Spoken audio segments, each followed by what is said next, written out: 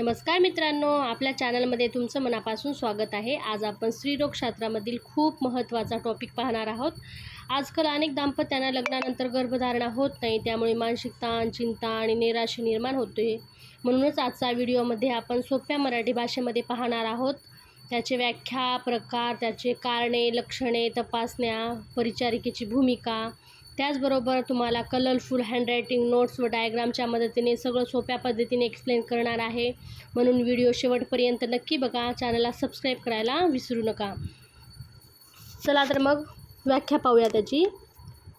लग्नानंतर 1 वर्ष नियमित लैंगिक संबंध असूनही गर्भधारणा न झाल्यास त्या स्थितीला इन्फर्टिलिटी म्हणजे वंध्यत्व म्हणतात।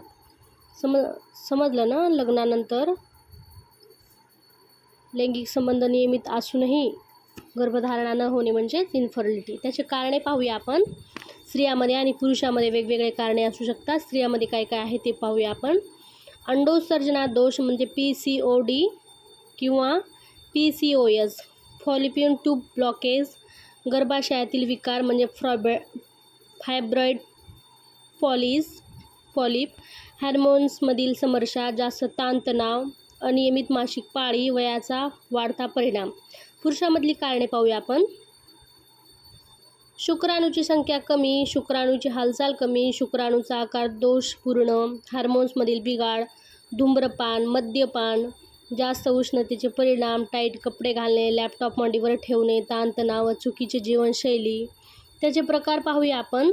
प्राथमिक वंध्यत्व, काही गर्भधारणा न होणे म्हणजे कधीही गर्भधारणा न होणे, आणि दुसरा नंबरचा आहे द्वितीयक वंध्यत्व म्हणजे पूर्व गर्भधारणा झाली होती पण नंतर गर्भधारणा न होणे। तर स्त्री जनन संस्थेची आकृती आहे, आकृती पण काढले ना तर 5 मार्क भेटते याच्यामध्ये सहज। तर आपण त्याच्या आता कारणे पाहिले, लक्षणे पाहूया। 1 वर्षाहून गर्भधारणा न होणे, मासिक पाळी अनियमित असणे, श्रोणित, पोटाच्या खालच्या भागात दुखणे, वजन बदल होणे, जास्त ताणतणाव, चिंता असणे। त्याच्यासाठी आपण तपासण्या काय काय करू शकतो ते पाहूया। सीमन ॲनालिसिस म्हणजे वीर्य तपासणी करणे, हार्मोनल टेस्ट म्हणजे हार्मोनल तपासणी करणे, अल्ट्रासाऊंड USG करणे, SCG टेस्ट म्हणजे फॉलिपियन ट्यूब तपासणी करणे, ओव्हुलेशन ट्रॅकिंग, अंडोत्सर्ग तपासणी करणे, लॅप्रोस्कोपी करणे, पोटातील तपासणी। त्याच्यासाठी आपण उपचार काय काय करूया पाहूया।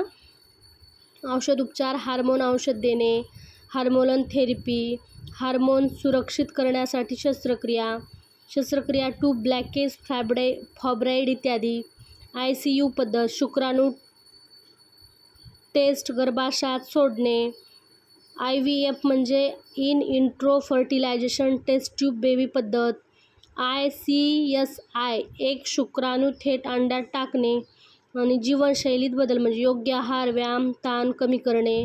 मित्रांनो, हा पॉईंट खूप एक्झामसाठी खूप इम्पॉर्टंट आहे। हा डायग्राम लक्षात ठेवा, 5 मार्कासाठी प्रश्न विचारला जाऊ शकतो। नोट्सचे स्क्रीनशॉट काढायचं असेल तर स्क्रीनशॉट तुम्ही काढून ठेवू शकता। त्याच्यासाठी आपण आता परिचारिकेची भूमिका काय काय असू शकते ते पाहूया आपण।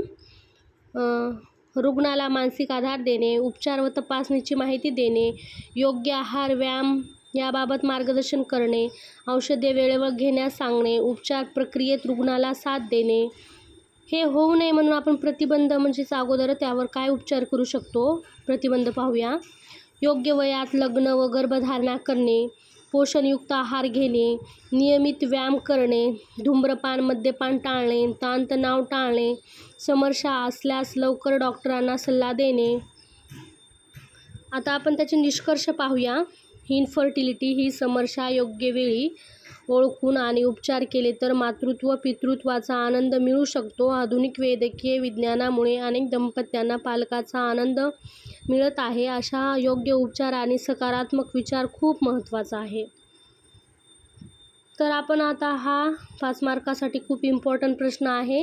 तर त्याची आपण व्याख्या पाहिले, प्रकार पाहिले, स्त्री जनन संस्थेची आकृती पाहिली, त्याचे कारणे पाहिले, पुरुषामधील वेगळे, स्त्रियांमधील वेगळे, त्याचे लक्षणे, तपासण्या, उपचार, परिचारिकेची भूमिका, प्रतिबंध, निष्कर्ष, अशा सगळ्या प्रकारे तुम्हाला चांगल्या प्रकारे डायग्राम पण आहे लक्षात ठेवण्यासारख्या।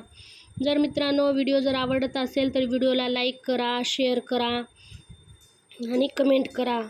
आपण आजवंदत्व हा टॉपिक पूर्णपणे समजून मराठी भाषेमध्ये घेतला आहे. चला तर भेटूया आपण नेक्स्ट व्हिडिओमध्ये. बाय.